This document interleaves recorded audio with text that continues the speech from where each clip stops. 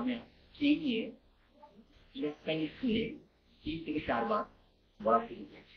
আমি এই ব্যক্তিকে আন্তরিক অভিনন্দন শুভেচ্ছা যে আমাকে সুযোগটা দিয়েছে ক্যারিসমেন্ট বন্ধুকে ছাত্রদের পাশে আনছে। আজকে স্বাস্থ্যবিধি সারা দুনিয়া উত্তাপ হয়েছে এবং ইউরোপের সমস্ত মানুষ রাস্তা নিয়েছে। আমেরিকার বিভিন্ন শহরে প্রায় ১৫টা শহরে ১৭টা শহরে ১৮টা শহরে রাস্তা নিয়েছে। ভারতবর্ষে কলকাতা থেকে শুরু করে জম্মু কাশ্মীর থেকে শুরু করে কন্যাকুমারী গ্রাম সর্বত্র ভাবে রাস্তা নিয়েছে। হিন্দু মুসলিম জাতি এই বিষয়। তো কোশ্চেন হচ্ছে একটা, যেখানে একটা প্রশ্ন উঠে আমি যাই সেটা হচ্ছে যে রাষ্ট্রসংঘ বা জাতিসংঘ দুজনের মধ্যে অনেক আমরা থেকে নিন্দা করছি। রাষ্ট্রসংঘকে আমরা চাই না, আমেরিকা বা বিদেশের রাষ্ট্রসংঘ বা জাতিসংঘকে দালাল বলা করবে। আমরা যদি এক্ষুনি এই মুহূর্তে বলি যে পার্লামেন্ট যেহেতু বছর আইন করছে, যে আইনটা আমাদের দেশের বিরোধীরা হবে আমরা যা বলছি, কিন্তু সেই পার্লামেন্টকে কি আমরা ছাড়তে পারি? সেই পার্লামেন্টকে ছাড়তে পারি। যেমন এক সময় লিগ অফ নেশন যেটা হয়েছেন আগে ছিল, জাতিসংঘের আগে ছিল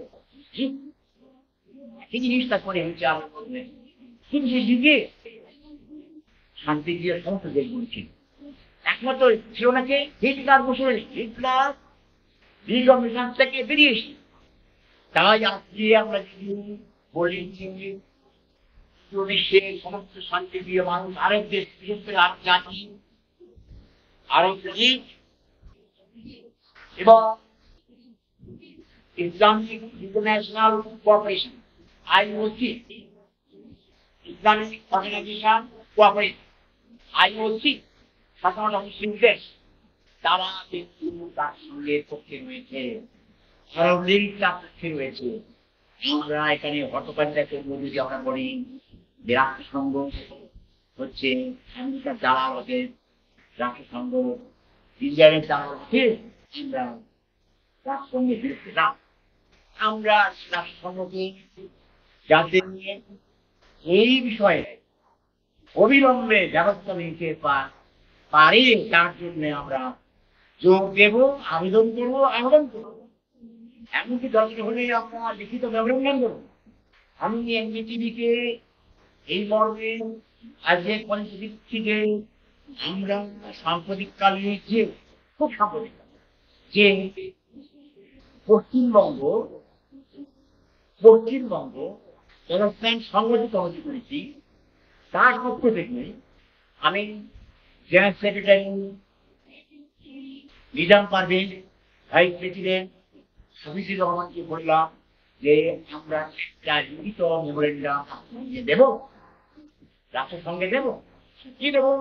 যে অবিলম্বে যুদ্ধ বিরোধী ঘোষণা করা হোক, তার জন্য সাধারণ সভা ডাকা হোক, স্পেশাল জেনারেল কমিশন ডাকা হোক, সেখানে ইসরায়েল সহ আমেরিকা, ইউরোপের ইউনিয়ন ডাকা হোক।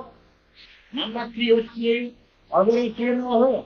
নাম্বার 4 হচ্ছে ইন্ডিয়ান অবরোধ নেবে। নাম্বার 4 হচ্ছে যে জন্য যুদ্ধে আত্মরক্ষা যুদ্ধে নেমেছিল যে সমস্ত বন্দী মুক্তি দিতে হবে, আমাদের বন্দী হয়েছে এবং তারা অত্যন্ত খারাপ অবস্থায় রয়েছে, যুদ্ধের মধ্যে রয়েছে ৬,০০০ বন্দী, ইসরায়েলকে তাদেরকে মুক্তি দিন ইসরায়েল, এবং সঙ্গে সঙ্গে আমার মুক্তি দিন যুদ্ধবন্দীকে, দেশের যুদ্ধবন্দী। এইটা করার পরপরই যুদ্ধবিরতি শান্তি চুক্তি স্থাপন হবে।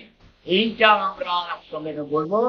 তৃতীয় বিশ্বের যে দুটি বিরাট শক্তিশালী সংগঠন মুসলিমদের রয়েছে, সেটা হচ্ছে আরব লীগ এবং IOC, স্বাধীনতা দেশের IOC। এই দুটো জিনিস, এই দুটো সংস্থা, তারাও বলছে, আমরাও বলছি যুদ্ধবিরতি এবং এই মুহূর্তে আমরা রাষ্ট্রসংঘকে বলবো তুমি তোমার নিজস্ব শান্তির ভূমিকা পালন করো, রোল অফ পিস মেকার। এবং আমেরিকার পক্ষ ব্রিটেনের পক্ষ করবে না, অবলম্বন না করতে তাকে আমরা জোর দেব যে আমরা বলবো তুমি বিশ্বের জনগণের পক্ষ গ্রহণ করো। বিভক্তি আমরা চাই না, ইচ্ছে কিন্তু আধরে ঘরে নিচ্ছে, আমরা চাইবো না।